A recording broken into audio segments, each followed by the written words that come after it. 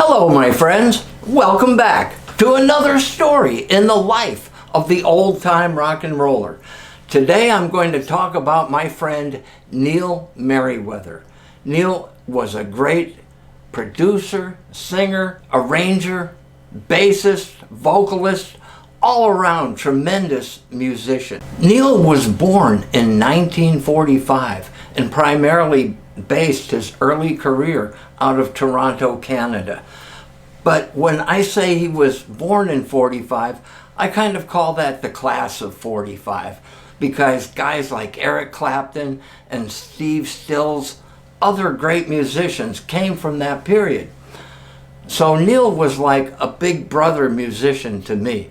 When I met him, he was humble, but he was confident. And a lot of times people took his confidence for cockiness. Now, sometimes he was being cocky, but only when appropriate. Most of the time, the air that he took was because of his experience and his depth. In 1969, when I was at college, playing at the war moratoriums and doing all that peace stuff, Neil was recording with Steve Miller, Dave Mason, Howard Roberts, Charlie Musselwhite, great musicians, and Barry Goldberg on keyboard. Barry Goldberg was in the Paul Butterfield Blues Band and the Electric Flag, and he's still going. So there were incredible musicians that Neil had known, had all around him, and had experienced paying their dues on the Hollywood Boulevard before I met him.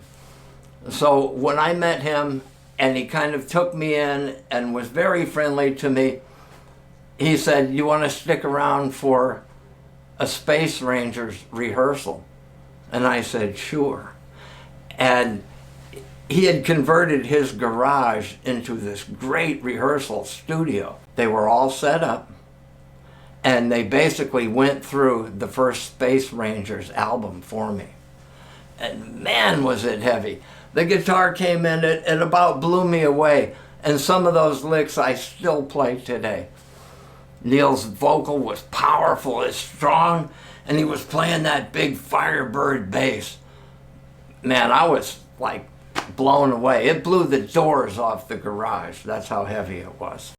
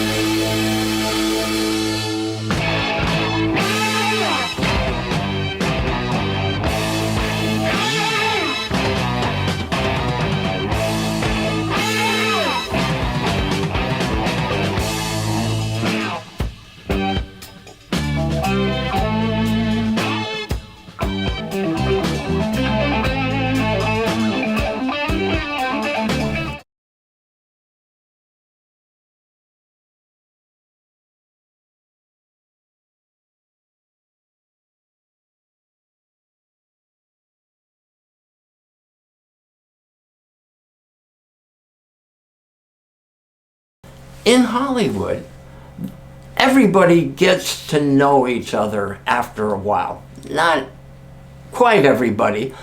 But it depends on what your level is, what circle you run in.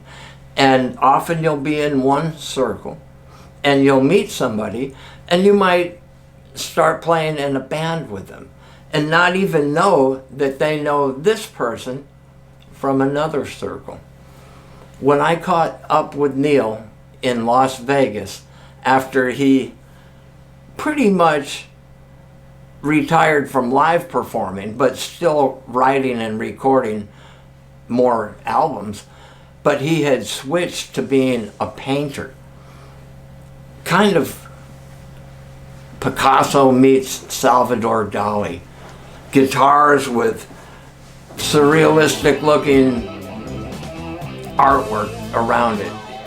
I'll get into it later in the video and show some of his artwork. He was really tremendous.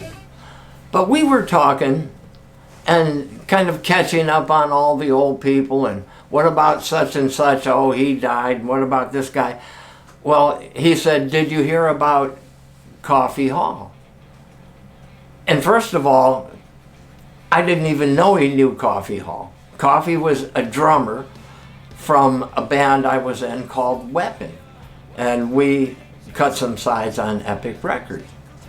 Well, his name was Gary, actually. My girlfriend and I, Terry, at the time, would go over to Coffee's and his wife Joy's apartment, sometimes on a Saturday night, and enjoy some fine wine and other Hollywood pleasantries. And that would go on until early, and then, of course, would go home. Coffee's wife, Joy, she managed Andy Williams's record company, so she had a whole bunch of clout with the record companies, which when Epic didn't want to pay us for our demos, she was able to get us the money. Go Joy, thank you. Well, Coffee became a doctor after our band broke up, and that was the last I had heard of him. Well, Neil, when he said, have you heard about Coffee? And I said, no, what happened? Last I heard he was becoming a doctor. He said, well, he and Joy split up. He married an Indian gal and moved out to a reservation, and she had a handicapped son, and he was living there for a year or two, and she passed away. So it was just him on the reservation trying to take care of the boy, and it was a deep snowstorm, and he was out shoveling snow, just working like a dog, and he had a heart attack and died in the snow in, I don't know, North Dakota or somewhere. But that's how I found out that Neil and Coffee had played together. So it's just another example of the circle within the circles within the circles of Hollywood. And San Francisco too. We both made the scene up there quite a bit and knew a lot of the same people. I'm going to show you some of Neil's work, some of his album covers, and read a little bit of his background to you while I do that. Is that okay with you? Join me as we journey through the life and legacy of Neil Merryweather, a true pioneer in every sense of the word.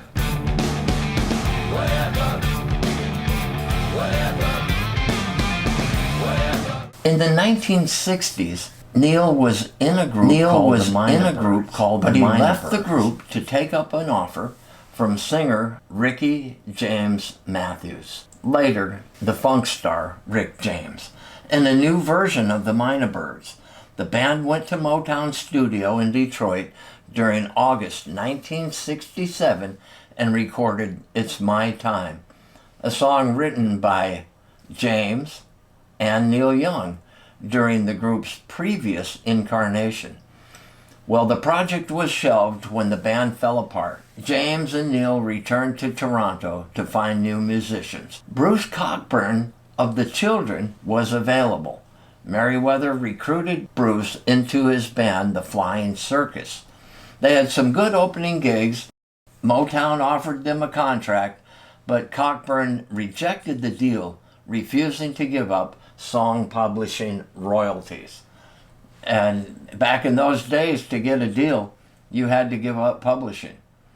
Well, Neil left the Flying Circus in March of 1968 and reunited with former band members from Trip, Ed Roth, Jimmy Livingston, to form a new band, adding ex-Frasier Love Band group guitarist Dave Burt and drummer Gary Hall. The new group, initially dubbed New King Boiler, named after the iron furnace in his grandmother's basement where they rehearsed. Gary Hall was soon being called Coffee by Neil's grandmother. The name stuck, although he chose to spell it Coffi. The band got 3 demos together with the help of an engineer friend at Arc Recording Studio. Neil's friend Bruce Palmer, former bassist for the Mynah Birds, now playing in LA with the Buffalo Springfield, was in Toronto and sold the band on going to Los Angeles. The band adopted the name Heather Merryweather after the title of one of the songs they recorded with lyrics by band friend June Nelson. Heather Merryweather's first gig was at the Topanga Corral, but the night before they were scheduled to play, the corral burned down.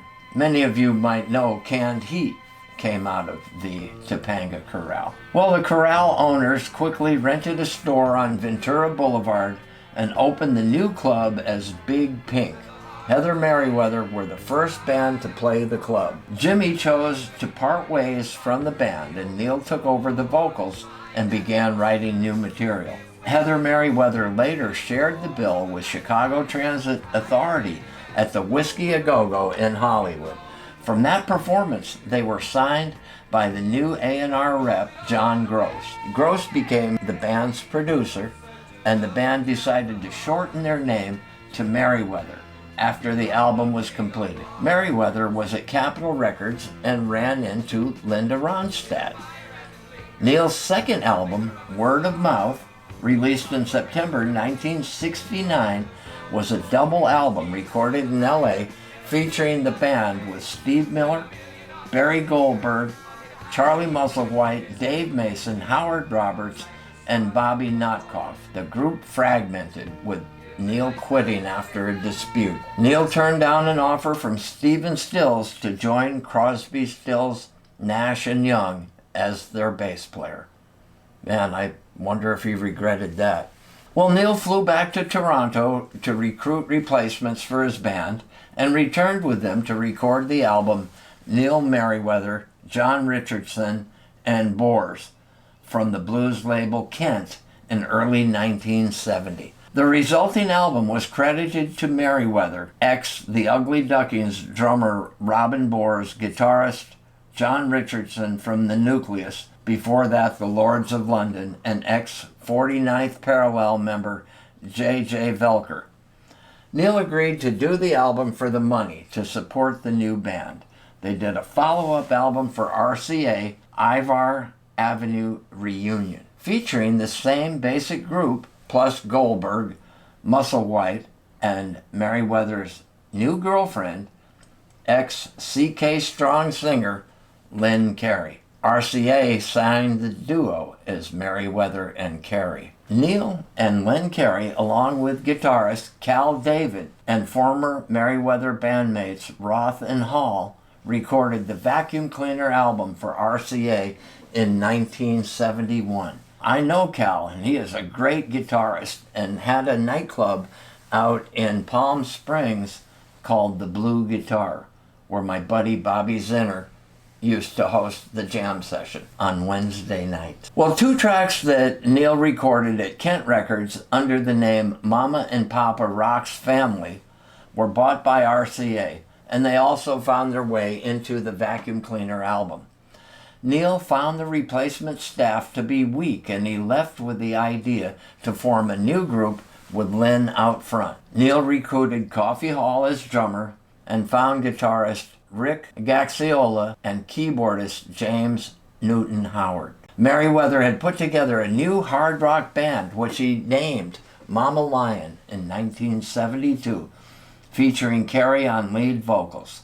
He produced a demo recorded at Paramount Studio, where my friend, engineer, and pianist Roger Dollarhide worked. Ken Mansfield became the band's new manager and within a week sold the band to Artie Ripp's new Family Productions label, which was a new affiliate of Famous Music. We knew Artie too from the Wadsworth Mansion. Well, this band recorded 2 albums, Preserve Wildlife, which featured Neil's idea of a photo of Carey appearing to nurse a tiger cub in 1972, and Give It Everything I've Got in 1973. Merryweather also recorded with the Mama Lion lineup without Carey, but with this band calling itself Heavy Cruiser. They released 2 albums, Heavy Cruiser in 1972 and its follow-up, Lucky Dog, in 1973. The band was offered a management contract with Shep Gordon and was booked to open for Alice Cooper on his upcoming tour. Artie Ripp was the manager. The Alice Cooper tour was lost. After a few small tours of small clubs was arranged by Artie Ripp's management, Mama Lion wound up in Europe, where a series of internal disputes caused Neil to let guitarist Rick Gaxiola go. He replaced him with Alan Hertzberg from Billy Joel's band. Merryweather produced his second Mama Lion album, Give It Everything We Got. He started it in New York and finished it in Los Angeles. The internal friction in the band partly caused Lynn Carey's substance abuse and Ripp's constantly saying that she was Mama Lion and not the band. Neil, after finishing the production of the album, quit. The double album that he produced was cut down to a single album, and the title was changed to Give It Everything I Got. The cover featured Lynn Carey alone without any band members. The band was sent back to Europe for another string of weak tour dates. The band broke up in Paris and the band members left, leaving Lynn Carey. In 1974, Neil put together a new band called the Space Rangers. Through friend Maury Lathauer, VP of A&R at Capitol, he was able to secure time at Capitol Records Studios, and in 2 nights he recorded the Space Rangers' first album. Taylor got a deal with Mercury Records, and Neil Merryweather was signed. Neil brought a Chamberlain keyboard from Sonny and Cher. The band was booked into the whiskey when the Space Rangers album was released in 1974. I went to that show. Merryweather took the band into Village Recorders and in 5 days produced his second album for Mercury called Kryptonite. The label released it in 1975. Neil disbanded the Space Rangers due to a lack of support. Neil produced 2 singles for a 3-girl singing trio he called Band of Angels, one on Mum's Records and one on Midland International. He did 3 albums at Sound City, the Hollywood Stars solo artist Kyle, and his album. Neil was hired by DIC Entertainment to write and produce songs for 2 children's TV shows, Superhuman Samurai Cyber Squad on ABC and the Tattooed Teenage Alien Fighters from Beverly Hills, USA.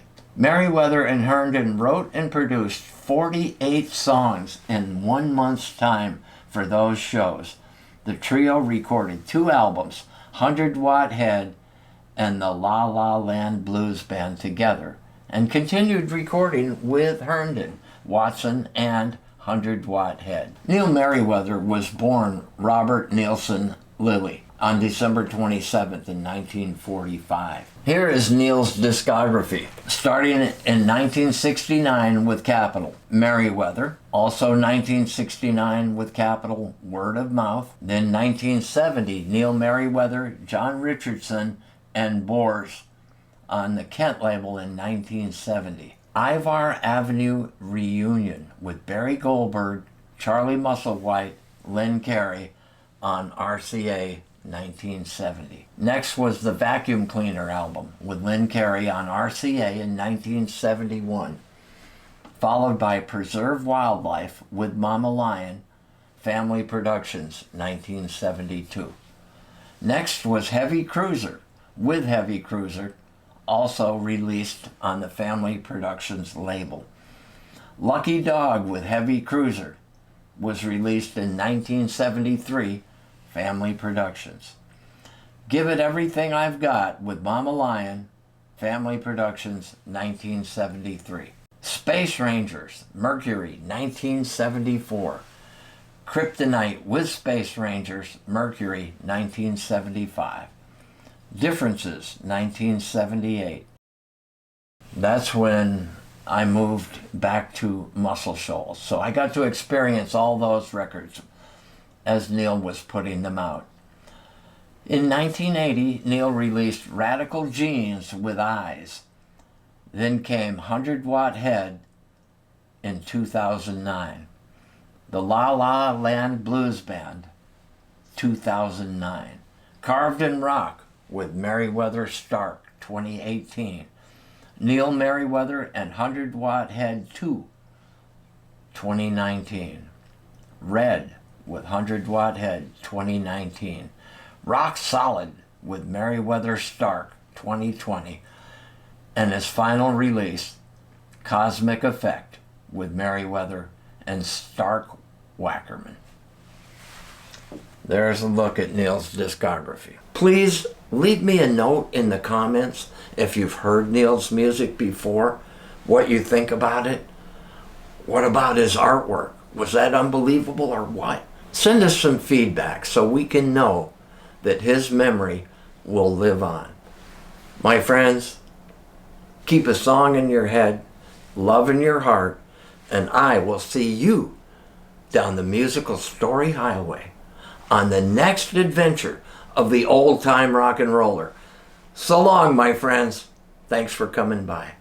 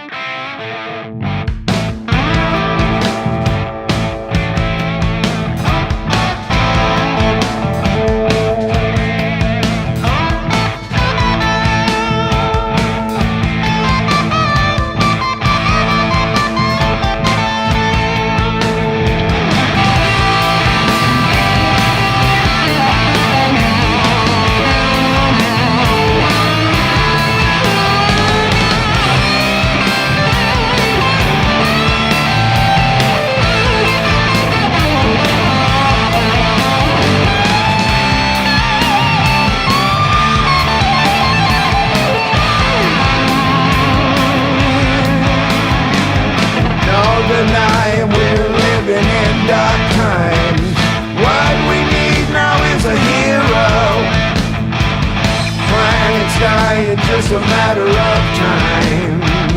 How's it be a bad zero? No time for indecision. If we don't pull it together, we can just say goodbye. Break out the ammunition. There's no getting out without a bloody good fight. No, that is just the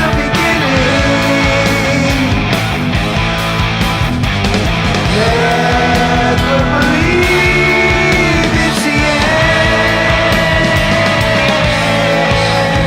guys. It's the end times. It's the end times. It's the end times.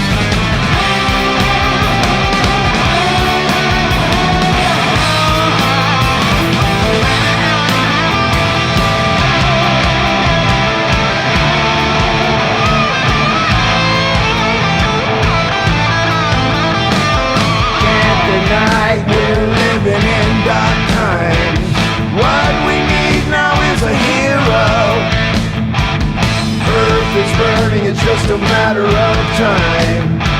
The clock is winding down to zero. There's no time like the present. If we don't pull it together, we can kiss it goodbye. Pass around the ammunition. There's no getting out without a bloody good fight.